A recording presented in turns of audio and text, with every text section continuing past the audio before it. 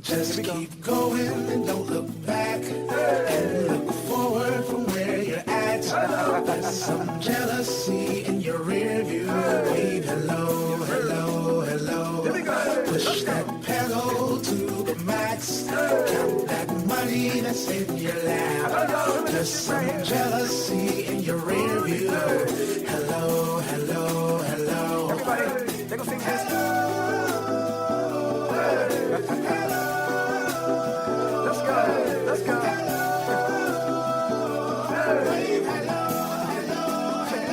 This is your 91.3 FM 3030 Sports Update. Montreal Canadiens center Lars Eller appears to be doing better after suffering a concussion in Game 1 of the first round versus the Senators. Eller was forced to be taken off on a stretcher and spend the night in the hospital after Senators defenseman Eric Gryba landed an open ice hit on him. The Senators won the game 4-2, and the teams will square off in Game 2 once again tonight.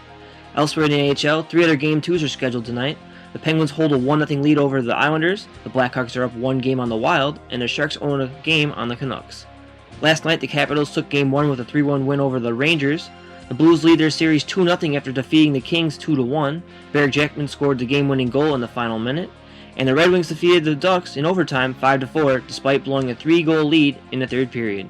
In the NBA, the Warriors will advance to the second round for the first time since 2007, following a 92-88 victory over the Nuggets. The Nets and Bulls, meanwhile, will be forced to play Game 7 after the Nets defeated the Bulls 95-92. The win was Brooklyn's second straight to avoid elimination. Joe Johnson had this to say after the game.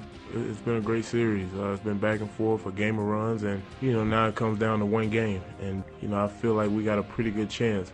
The fact that it's going to be on our home floor in Brooklyn, and we'll be ready. Game 7 will be on Saturday, with the winner facing the defending champion Heat in the second round. In tonight's action, there are 4 Game 6s scheduled. The Pacers will try to finish off the Hawks in Atlanta. The Grizzlies hope to eliminate the Clippers in Memphis. The Knicks and Celtics face off in Boston. And the Rockets host the Thunder, who have lost 2 straight since Russell Westbrook's injury. The Celtics and Rockets are both attempting to become the first NBA team to rally from an 0-3 deficit to win a playoff series. I'm AJ Speier, and this has been your 3030 Sports Update on 91.3 FM, WBNY.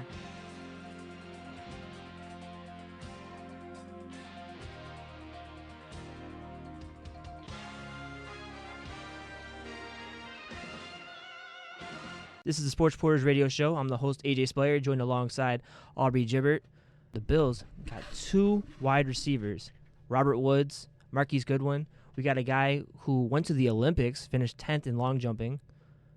And you have Robert Woods, who could potentially be that number 2 receiver the Bills have lacked. I'm really excited about this. What are your thoughts, Aubrey? Hey, you still forgot about the Rick Rodgers, an undrafted free agent, came up as well. But yeah, I am very excited for what is in store for the Bills, especially from the receiver position wise. I love Robert Woods. I was on the show last week with you, and I actually predicted that the Bills would take him. I'm not sure if I said 41 or 47 in terms of where they got him, but I definitely said that he would be a guy they were targeting. 6-foot guy, maybe not necessarily the guy that Buddy Nix was looking for in terms of going up for it, but he will battle for the ball. He's bigger than his frame. He's a speed guy as well. I'm a big USC fan, so I've watched him over the last couple of years, and honestly was the most productive receiver I thought coming into the draft. And I know Buddy Nix came out and said that, he's probably the most NFL ready. I do believe that. And then, like I told you before as well, he played in a pro system as well at USC with Matt Barkley, Lane Kiffin, and those guys. So I don't think it's going to be a big adjustment period for him. Like he said, I think he came out and said that pretty much it's the same offense, just different terminology. So I'm looking for a big season from him on the outside to obviously complement Stevie Johnson. I'm not too sure about Goodwin yet. I know you like him a lot. He's obviously an Olympic-class sprinter. Well, from what I saw in film when I was watching him, he was used for a lot of end-arounds, and they put him in motion every time they wanted to give him the ball. He wasn't a guy who's going to put up 7, 8 catches per game. He's a guy, when you need momentum, he's going to be that guy you want to go to because he has a 4.27 speed, which is why you do special plays like end-arounds, slants, bubble screens, yeah, all that kind of stuff. So maybe the Bills will use him more vertical, but Texas really didn't do that much there. So, but anytime you have a guy who runs a 4.27, and by the way, it was unofficially 4.17 and 4.19. It's pretty fast. Yeah, can you imagine if he gets that kind of space? If I'm the Bills, I'm not even thinking of putting Neils McKelvin at kick return. I'm putting Marquise Goodwin there. That would be interesting. But I think with him, he's a guy that will be a guy that if he gets on the field, he'll get a couple plays ran. Maybe that'll shift towards him. I think he's a guy you can probably bring in to go deep. Now, people are saying, is he the same thing as TJ Graham? I don't believe so. I think TJ Graham, speed-wise, probably yes. But TJ Graham also, people don't realize he's 6 foot. He doesn't look like it, but he's obviously got 3 or 4 inches on Goodwin. But you can never have enough speed. I don't know why people are saying that you only need one guy and then you need a backup, because you can never have enough speed. I don't have a problem with it. I don't know much about him. That's why I'm unsure. But obviously the Bills did enough recruiting and scouting on him where they liked him enough. They also said he's a great blocker downfield. Obviously, we're going to run the ball. So, honestly, I like both picks, honestly. I won't even lie to you. I like both picks. I think they're going to contribute from day one. I think Woods is going to start right away. I'm not sure if Goodwin's going to start right away, but... Well, the one thing when you watch Texas's team play football is Jackson Shipley was the one wide receiver who was getting all the catches there. He's still going to be in college, obviously. But you look over at Marquise Goodwin, as I mentioned, he was a track star, long jump and 4x1. He actually won a few championships while he was in high school there, going national for it. But you look at Goodwin, he's a guy who I think can definitely come in here and have a big impact. He reminds me a lot of Roscoe Parrish with his 5'9" size. He has a speed, which I like. Apparently, he's a great blocker, which is always helpful. The one thing that reports are knocking him on is obviously his route running and his bulkiness. He has to work a little bit harder on that. But that's kind of tough when you're focusing on track and football at the same time, because you got to think, they have spring practices, and he can't be a part of it because he's busy running track. So he missed a little bit of stuff over there. It's probably why he wasn't included in the offense as much as he could have been. But, yeah, I definitely like the pick, Marquise Goodwin and Robert Woods. Woods reminds me a lot of Stevie Johnson, great route runner, as you mentioned. Actually has hands, so hopefully there's not any Stevie Johnson dropping the ball like he did against Pittsburgh moments here, where it cost a split. We're still bringing this up. That was so long ago. It doesn't even faze my mind no more when it comes to Stevie Johnson. But people like you, they still bring it up. But yeah, I think Robert Woods was one of the better wide receivers in this draft. Tavon Austin got all the hype because he had all the speed from West Virginia. He's a smaller receiver, and Robert Woods isn't Plaxico Burress. He's not 6'5". He's 6 foot. He's a guy, as you mentioned, a great route runner, which is a plus at this level. And you look at a guy like Stevie Johnson and what he was able to do against some of the best cornerbacks in the league, Dale Revis, and people like the Seahawks cornerbacks. Richard Sherman, yeah. I couldn't think of his name. But yeah. How can you forget him? He claims he's the best in the league. Because I was thinking, I was thinking Brandon Browner, but he was suspended. He thinks he's so time. good. He's whatever.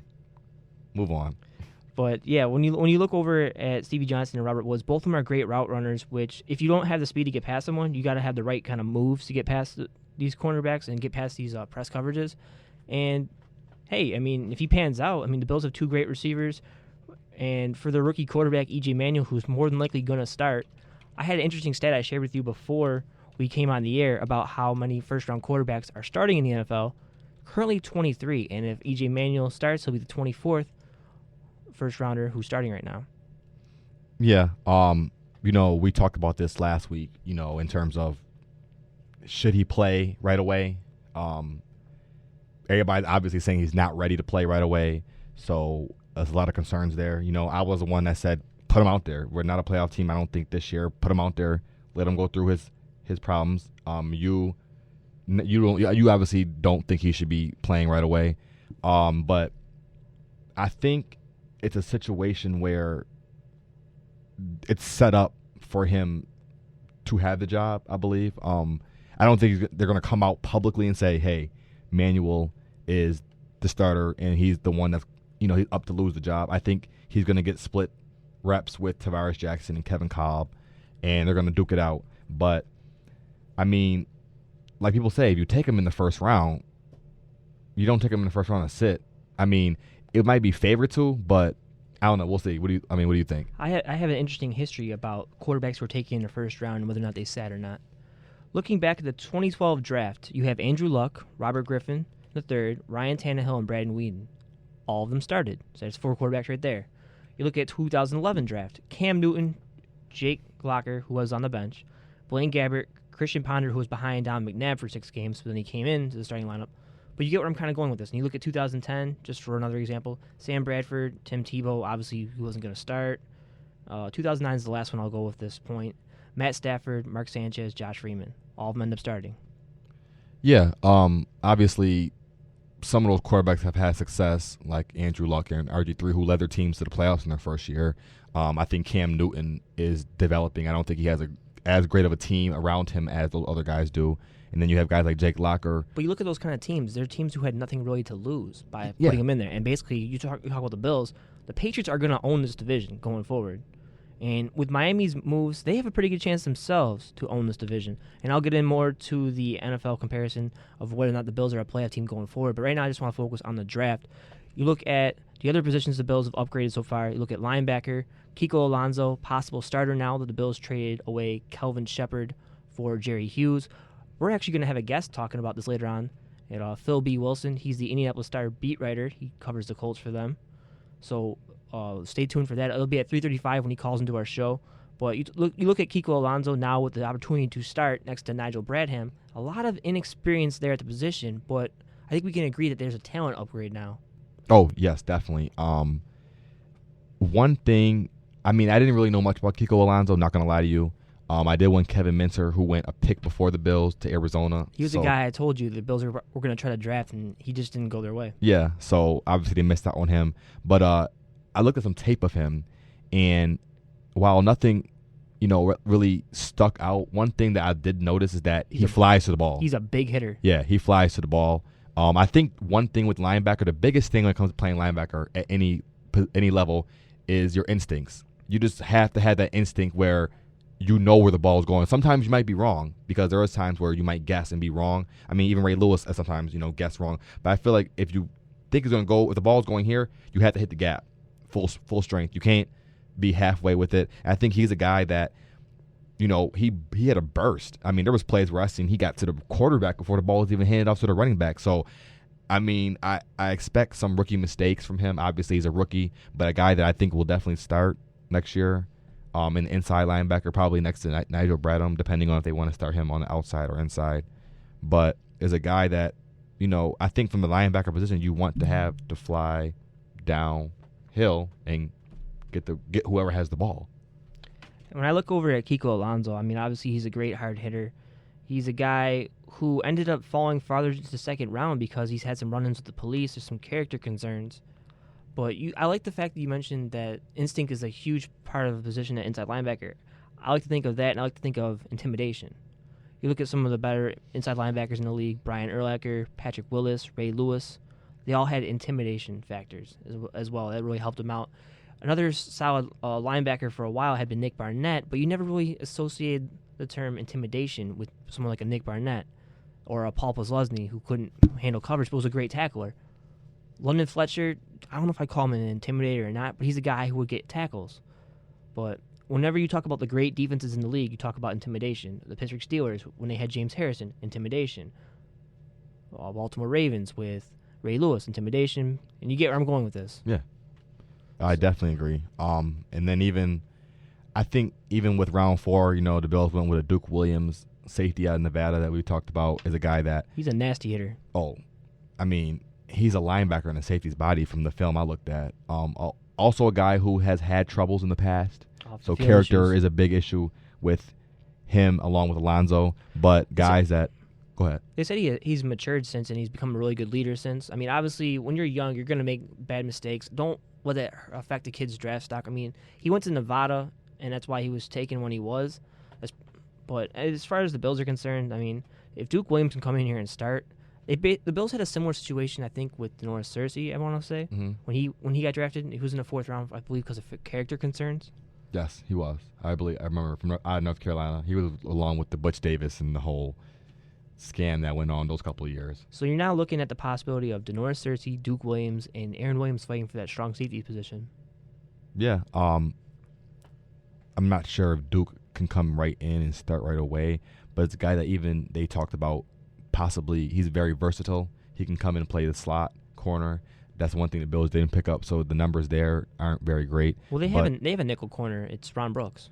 I like Ron Brooks. If they want to go that route. But our problem is who the number 2 cornerback is, which we don't believe that Lewis McKelvin is the right fit for any team in the NFL, and that maybe he'd be a better consideration for a slot receiver, except when he faces teams that have Wes Welker there and he gets burnt to a crisp, even though Wes Welker's not as fast as him.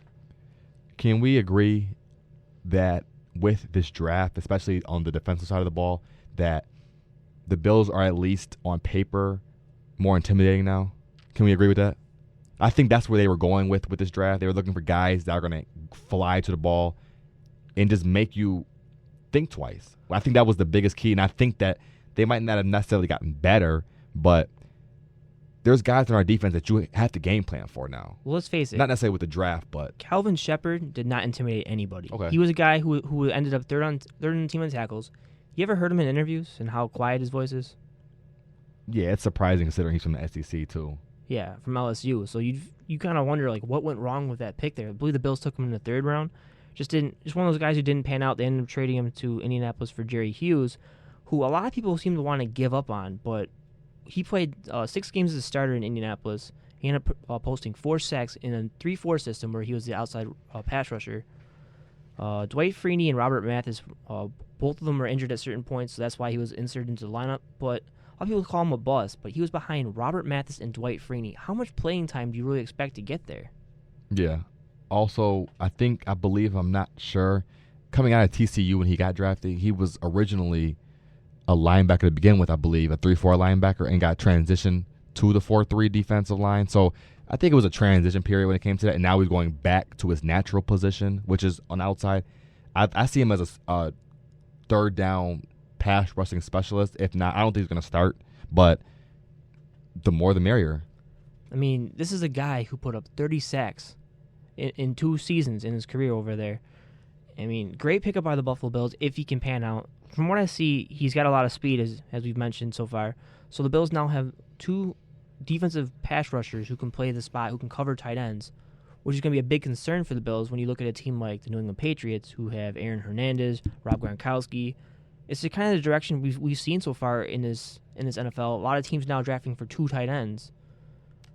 So, I mean, it's just look what the Patriots have started so far. Now teams got to you can't just have a pass rushing specialist linebacker, which is why I believe the Steelers wanted to give up on James Harrison because he couldn't cover that well. Yeah, I definitely agree. I think that tight ends are starting to evolutionize and change the game where your linebackers can't just, like you said, can't just rush the quarterback anymore. You have to be able to drop back in coverage. I think that's the biggest thing now because when it comes to tight ends, the corners are too small to check them, and then linebackers are too slow. So you have to try to find a mix where you have a linebacker who's fast enough to at least stay with the tight end and also be able to compete with him on the weight level, because obviously you can't have a 6'1" McKelvin, 150 pounds, going up against a Rob Gronkowski who's 6'7". I think even last year the Bills tried Aaron Williams on Gronkowski, and that was just a nightmare. We had Brian Scott on him. That's a perfect guy I'm talking about in terms of that kind of, Except now you have a little bigger player now who can also pass rush in case you want to do like a fake blitz or a blitz with a quarterback for that matter. But yeah, you definitely talk about it. And the Bills sort of made a move too to try to get another tight end on this team. A lot of people aren't talking about it. In the 7th round, they drafted Chris Gregg of Arkansas, 6'3", 244. He ran a 4.5. He played wide receiver his freshman year over at Arkansas. He's got pretty good speed. His only problem is he's a little slow getting off the line, and that could be a problem trying to get past the defensive linemen and linebackers covering him, even safeties. He might end up becoming that fullback the Bills currently don't have without Corey McIntyre. I know they brought Spencer Larson in for a visit, so maybe he can play that position, which, hey, I mean, if you can get a great fullback who can catch passes, I mean, the more the merrier. I mean, look at what the Philadelphia Eagles did. They ended up taking James Casey from Houston, and now they inserted him into their lineup, and that's Chip Kelly's new system there. Yeah. Craig, I think, is going to be more of a fullback in terms of because he's not maybe fast enough. And he's only 244 pounds, so. I mean, I'll take him, honestly. I'll take any pass catchers to surround E.J. Manuel with enough targets. I think overall, you look at this draft, you definitely have 2 starters. I'm not including E.J. Manuel in that. I think Robert Woods is an automatic starter day one. I think Kiko Alonso is a starter day one automatically. And then you could possibly have 3 with E.J. Manuel. And then maybe possibly Duke Williams down the road. I don't see it happening week 1. But, I'll take 2 starters, and then you have a couple guys that will be depth guys. I think Duke Williams is a guy who will contribute like Searcy has over the last couple of years. Goodwin will get in, I'm sure. Chris Gregg, I'm sure, will play. Not too sure about the kicker thing, the Dustin Hopkins thing. Is that send a message to Ryan Lindell, you think? He actually didn't have that bad of a season last year because he really didn't have opportunity. But if you remember 2 years ago, he was pretty inaccurate that season. He also had the injury with the shoulder. That's why he had to end his season. I think this does send a message to him because I believe Dustin Hopkins set some records while he was at Florida State. And he's never had a kick block in his career, which obviously isn't because of him. It's because of the blockers in front of him. He's an outdoor kicker from what their scouting report says, but he's only been in warm weather, so he's played in rain before. Luckily for the Bills, they only have 1 game after November 17th at the Ralph because the other game is going to be in Toronto, December 1st against the Atlanta Falcons. So that won't be an issue this year. I got a feeling the Bills will stick with Lindell this year, but he's on a short leash. Let me put it that way. Yeah, I honestly didn't have a problem with him this season. I think, if anything, Chan Gailey showed no confidence or trust in him. Well, we don't know if he can hit 50-yarders anymore. Yeah, I guess, one yard makes a big difference in that St. Louis game. Just horrible game management by. So we could do 2 hours on that easily. Just horrible game management. I've seen Lindell boot 50-yarders, not a problem. I've seen him boot a 60-yarder before. I don't have any problem with him. I think Chan Gailey as the coach, hurt his confidence because let's be frank here, he didn't trust him. Yeah, I have to definitely agree with that, but we can't focus too much on the kicker position because you have to have the offense to get you in position for that, and that's going to all rely upon who the Bills start at quarterback, Kevin Cobb, E.J. Manuel, or Tavares Jackson. And as we mentioned, 23 quarterbacks who were former first-round picks are now starting in the NFL. If E.J. Manuel were to start this season, he'd be the 24th. So you're looking at the Bills with their quarterback problems.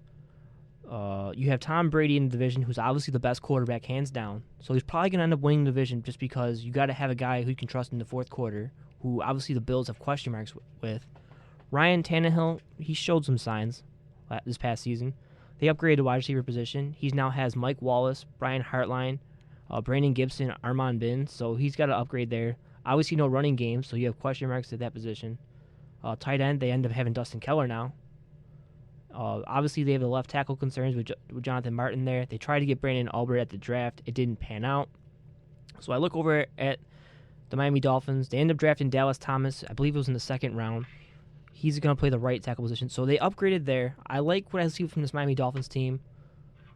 The question is, would you rather have Tannehill or the Bills quarterbacks? We're talking about a lot of inexperience going on here, but I'd honestly go with E.J. Manuel. To be real honest with you, I don't see the big hoopla that comes with Ryan Tannehill. We're talking about a guy here who, only has, I think, 2 full seasons as a quarterback. He went to Texas A&M as a receiver for, I think, his freshman and sophomore year.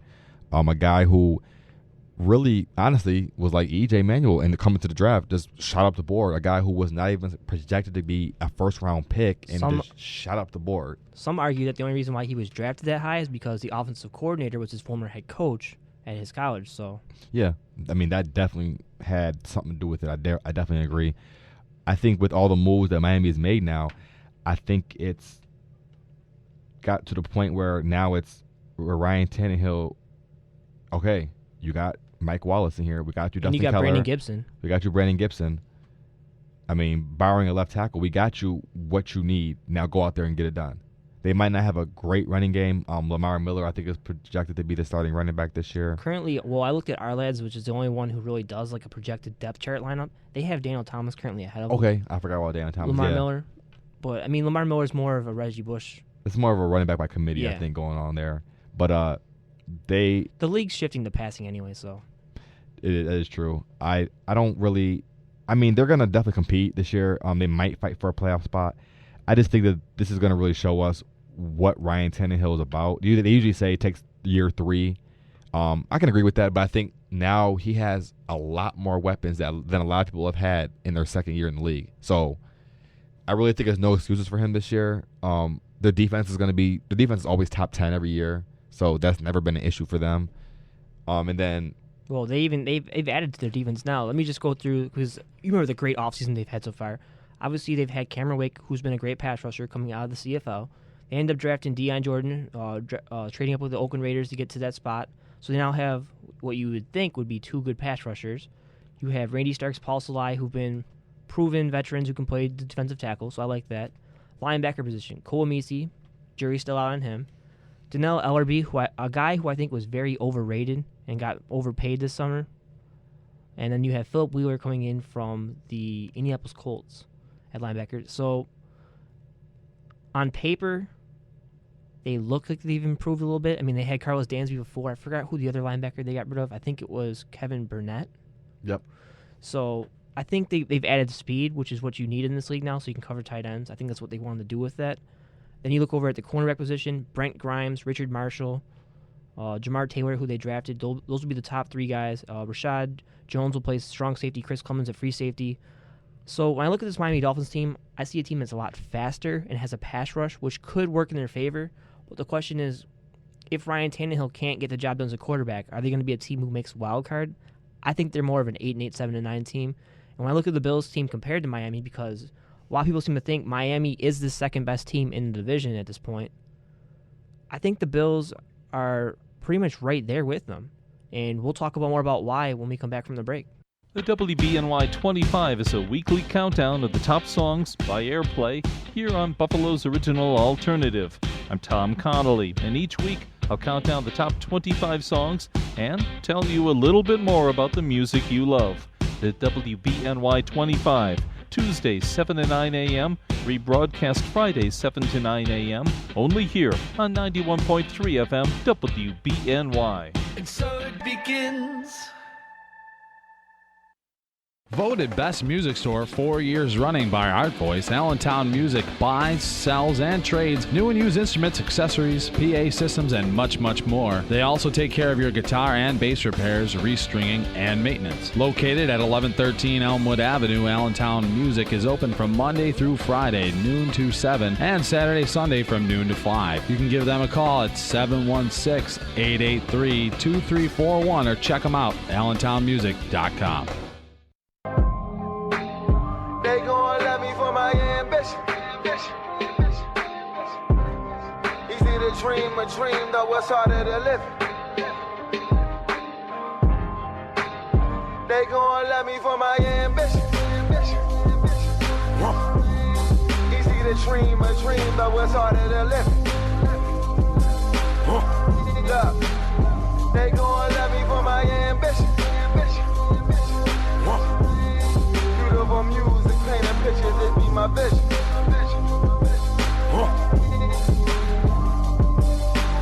This is your 91.3 FM WBNY 3030 Sports Update. In the NBA, the Golden State Warriors advanced to the second round with a 92-88 win over the Denver Nuggets to advance to the second round for the first time since 2007. They will take on the San Antonio Spurs beginning Monday night. Stephen Curry finished with 22 points in the win. The Brooklyn Nets, meanwhile, forced a Game 7 in Brooklyn around night, defeating the shorthanded Chicago Bulls 95-92. Brooklyn has come back from a 3-1 deficit to tie the series up at 3 apiece. 4 Game 6 tonight and possible closeout games as the New York Knicks take on the Boston Celtics, the Indiana Pacers travel to take on the Atlanta Hawks, Clippers take on the Memphis Grizzlies, and the Houston Rockets take on the Oklahoma City Thunder. Meanwhile, in NHL, Ottawa Senators scored 3 third-period goals, defeating the Montreal Canadiens 4-2 to take a 1-0 lead in the best of 7. Brandon Holtby recorded 35 saves, leading Washington to a 3-1 win over the Rangers to also take a 1-0 lead. Barry Jackman scored the game-winning goal with 51 seconds remaining to lead the St. Louis Blues to a commanding 2-0 series lead over the LA Kings. 3 Game 2s tonight as the Penguins take on the New York Islanders. Crosby will play tonight as the Penguins look to go up 2-0. The Blackhawks look to go up 2-0 versus Minnesota Wild, and the Sharks look to steal Game 2 on the road to go back to San Jose with a 2-0 lead. I am Aubrey Gibert, and this has been your 3030 Sports Update on 91.3 WBNY.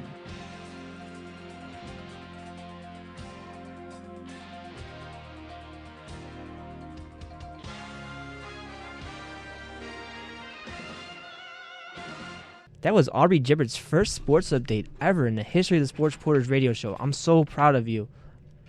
Why, thank you. I put a lot of pride and effort into that, It's part of your ambition. I love when you play that song in the beginning. It just gets me like amped, like I'm about to go out and win a Game 7 or something, even though I'm just sitting here talking to you, of course. If only we could talk about the New York Knicks on this show and how they need ambition for tonight's game in Game 6. But, however, we're going to be having a guest call in, Phil B. Wilson, the Indianapolis Star, beat writer for the Indianapolis Colts. He'll be calling into our show to talk about the Kelvin Sheppard, Jerry Hughes trade. Really looking forward to that interview with him. I especially want to know what Phil Hughes brings to this team, or not Phil Hughes, Jerry Hughes brings to this team. You're looking at a guy who was behind Robert Mathis and Dwight Freeney in his time there, a former first-round pick, so we had the talent coming out of college at TCU. I mentioned he had 30 sacks in 2 seasons there. I want to know what went wrong. Yeah, I'm talking about a guy who was a first-round pick, I think 3 or 4 years ago. A guy like we talked about, you said before, I think had 30 sacks in 2 seasons at TCU. So definitely interested to see what went wrong in Indianapolis and what he can bring to the Bills. I think that he is a symbol of what the Bills are trying to do on defense. They're trying to have a lot of versatility in their schemes, in their players, guys who can play multiple positions. And I'm looking forward to see him. I wasn't a big fan of Sheppard. I was willing to see what he could do under Mike Pettin's tutelage, but a guy that I think will be used as a third down specialist, and he is calling in now. And we are now joined by Phil B. Wilson from the Indianapolis Star, the Indianapolis Colts beat reporter. How are you doing today, Phil?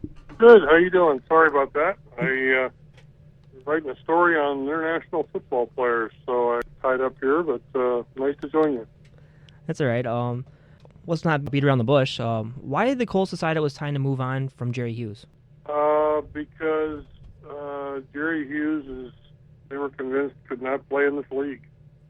That he wasn't going to be a pass rusher in this defense they could utilize.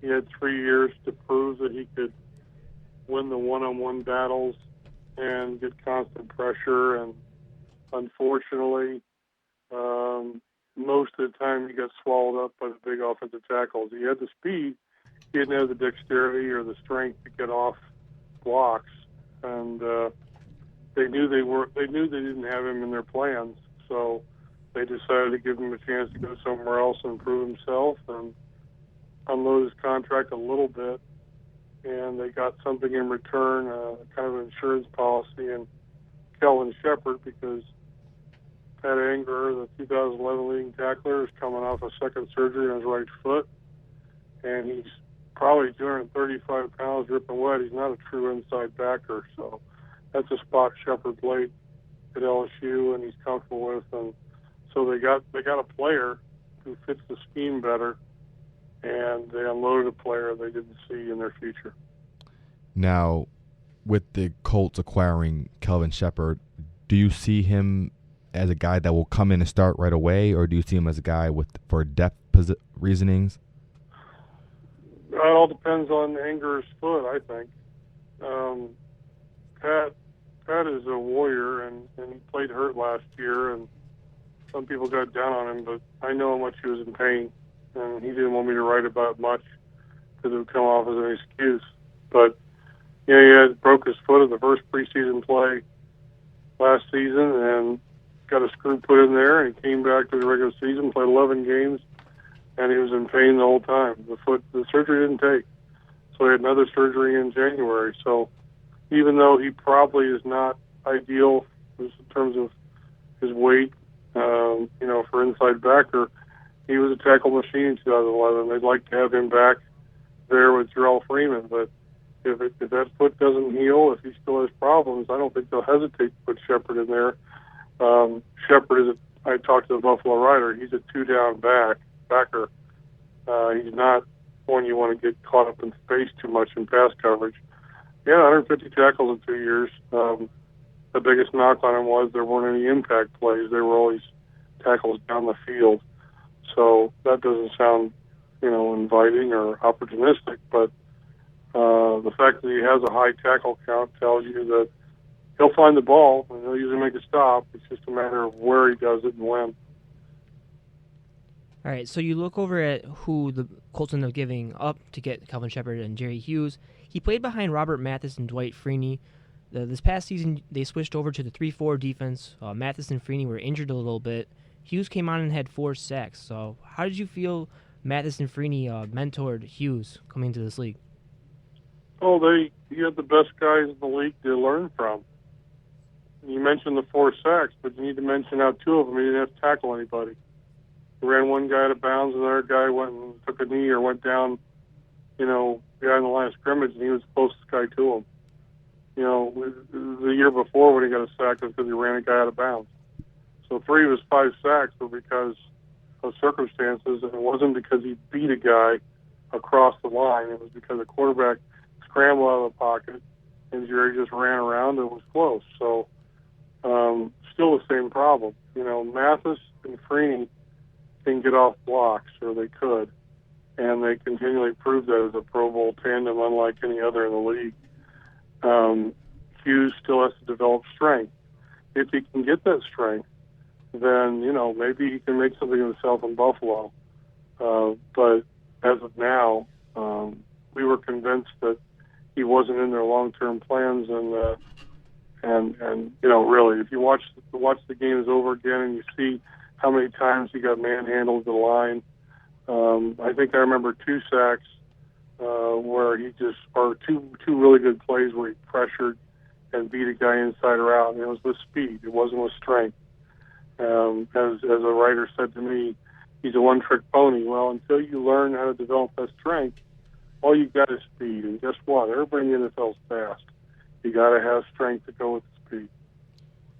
Now, obviously, Hughes coming out of college played in a 3-4 system, came to Indianapolis in a 4-3, and then went back to a 3-4 with Chuck Pagano becoming a coach last year. So, obviously, he's been going through a lot of schemes. What scheme do you think, if any, he can excel in? Would it be the 3-4 hybrid or the 4-3 as a down lineman? I'll be honest with you. We've talked about him more than we should, guys, to be honest. I mean, he's not proven he's a player. So I don't know that there's a scheme out there that fits him. I mean, he is right now a first-round bust. And until he can do the things I said, I don't know that he's got a career in this league until he does that, if he can. The Colts obviously were convinced he wasn't going to develop into a player, because you don't trade talent. If you really think he's going to be a player, you keep him and you develop him some more. They didn't see that. They didn't see that in him. And we haven't seen it in the media. We haven't seen it the 3 years here. So I read a lot of reports when he came out that he was ideally suited for a 3-4 outside backer, a pass rush backer. I know I ran into Ozzie Newsome at a function here in Indy, and Ozzie said they had targeted Jerry on their board. So it shows there was interest in him coming out of college. But, every year you can look at the draft and see guys that didn't hit, and you can go down the list. I mean, first-round picks. It happens. I mean, not trying to be overly harsh about Jerry, but, nice guy. Certainly worked hard, but, he hasn't hit yet. And like I said, you can go through the list and find a lot of guys that fit that category. And, when I dug in on Sheppard, I heard some things about him. Like I said, a little slow, not good in open field. They obviously didn't think he fit their switch to a 3-4, even though the Colts want to run a similar defense, so they unloaded him. So both guys, fair to say, have chips on their shoulder pads. They want to prove that they can play in this league. The difference is Sheppard's got 150 tackles. Hughes has a few and 4 sacks. Now, aside from Jerry Hughes, another player who it seems the Colts have given up on is Dwight Freeney. They ended up signing Eric Walden this past offseason. Was it a matter of Dwight Freeney not fitting the 3-4 system? Yeah, I think that was part of it. I talked to Dwight about that a little bit. He would never admit it publicly because that would be a defeatist attitude, like I can't do it. And players don't like to be told they can't do something. But the stats would bear that out. He had less than 20 tackles this last year. 5 5 sacks, but I forget what his tackle number was, and it was paltry the year before in the 4-3. So Dwight, I think his career high in tackles was 40-something as a rookie. Never played the run. He wasn't very responsible against the run. One of the greatest pass rushers I'll ever see. Loved watching him play. Hated to see him go. Knew it was going to happen. But the fact of the matter is, in this defense, on the edge, you have to, what they say, set the edge. That's against the run, and then you obviously come after the quarterback in pass situations. If you're just coming up the field every time and looking at the quarterback, guys are going to run in you, inside of you, they're going to run outside of you, and they did that a lot with him. And so they weren't going to pay $6 million a year or whatever Freeney thought he deserved. He's still unsigned because he's trying to, get as much money as he can. They weren't going to pay that to a guy at his age who was going to put up another 19 tackle season or 16 tackle season. I mean, people are concerned about Eric Walden, the free agent they brought in. People say, well, they gave him too much money. What is that all about? Well, yeah, if you base it on 3 sacks each of the last 3 years, he's not even come close to Freeney in that regard. But the guy had over 100 tackles combined the last 2 years in Green Bay, so he did make tackles.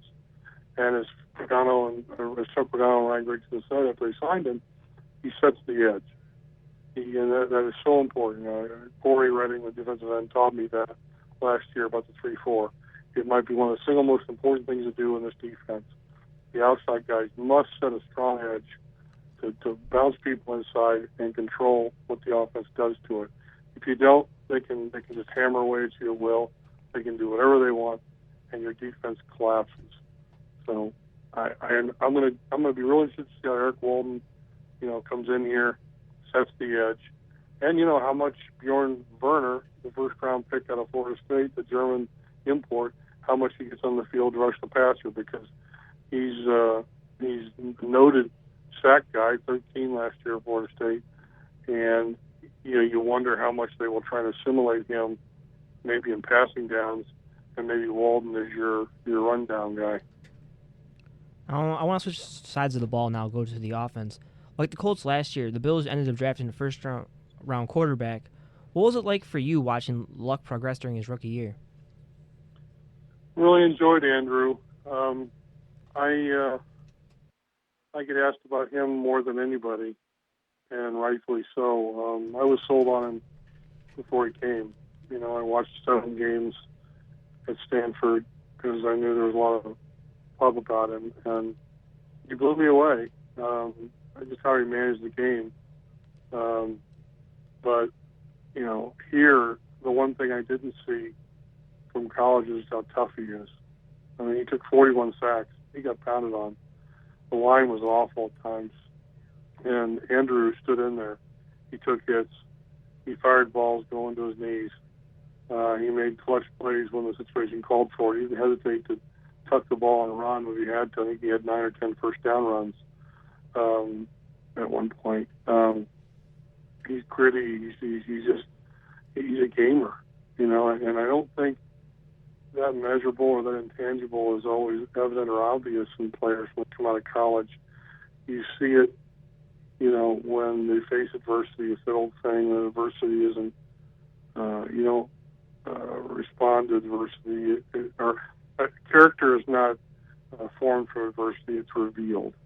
I think that's more the phrase. And Andrew shows character when faced with a lot of adversity, and the big reason they're 11-5 last year and made the playoffs is because of him.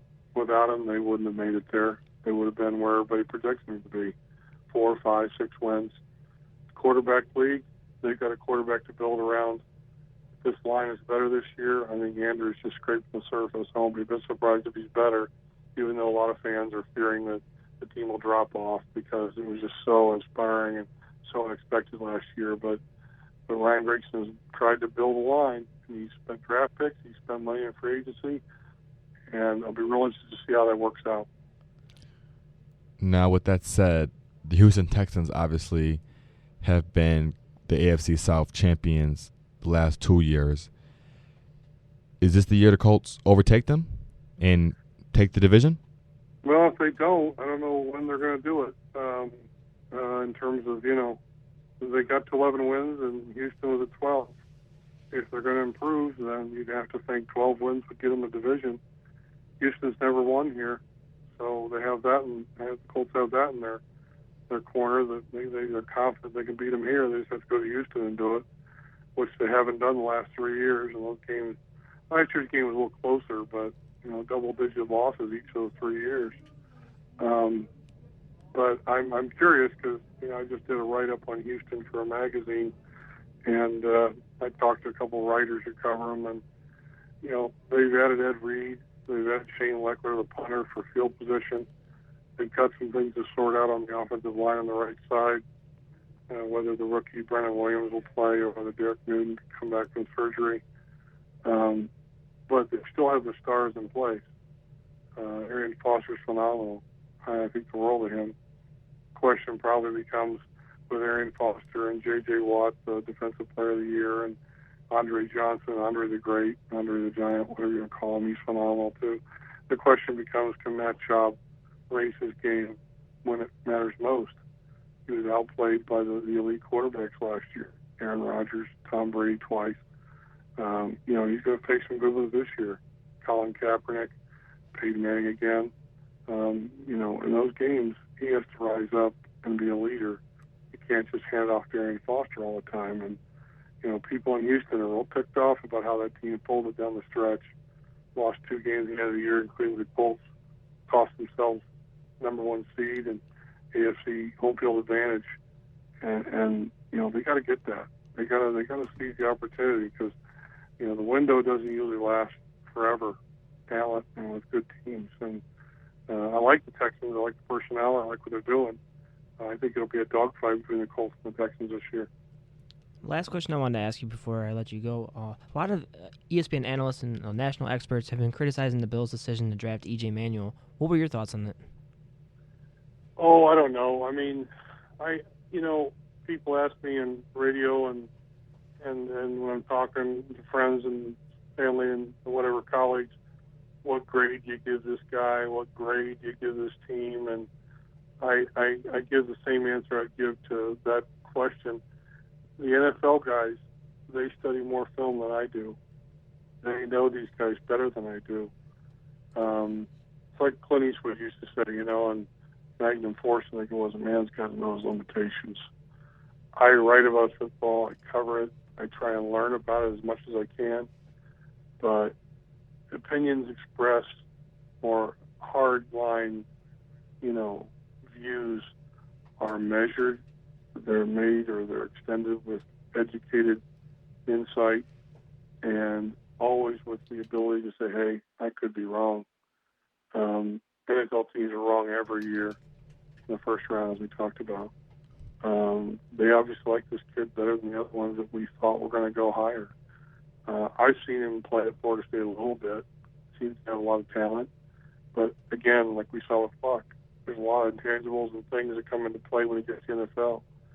How does he adjust to that? How does he handle it? I don't know if Buffalo has the team around him that Andrew had last year. It could be tough for him if they lose some games. Buffalo's a die-hard football market, very demanding.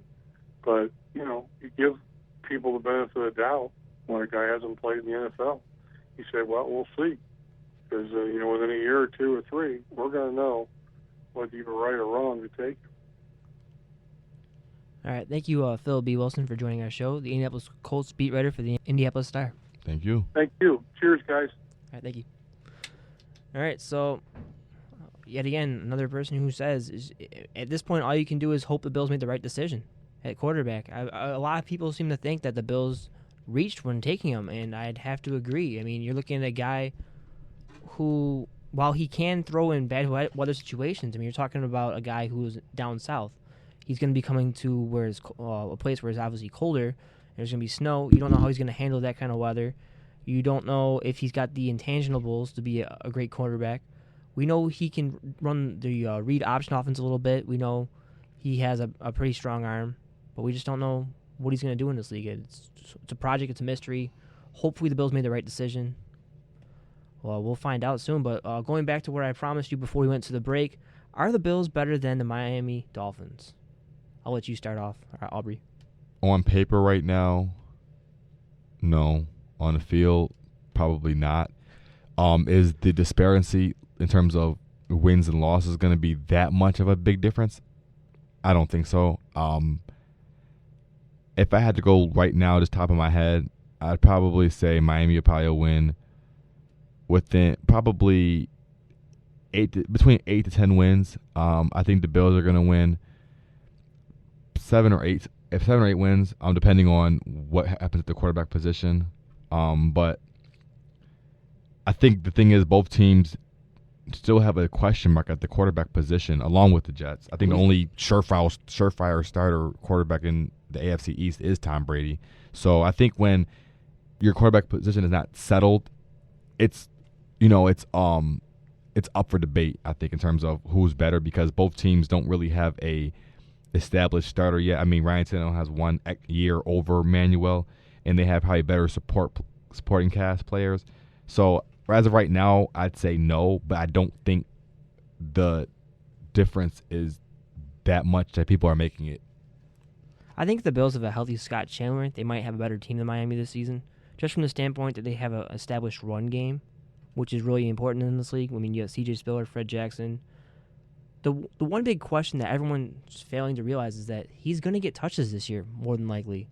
There's no Chan Gailey who's going to limit C.J. Spiller, who could have been a 2,000-yard rusher this past season.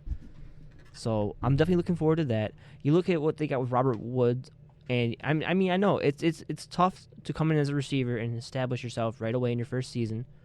It might take 2 years, 3 years down the road for Robert Woods to become the guy who he's going to be.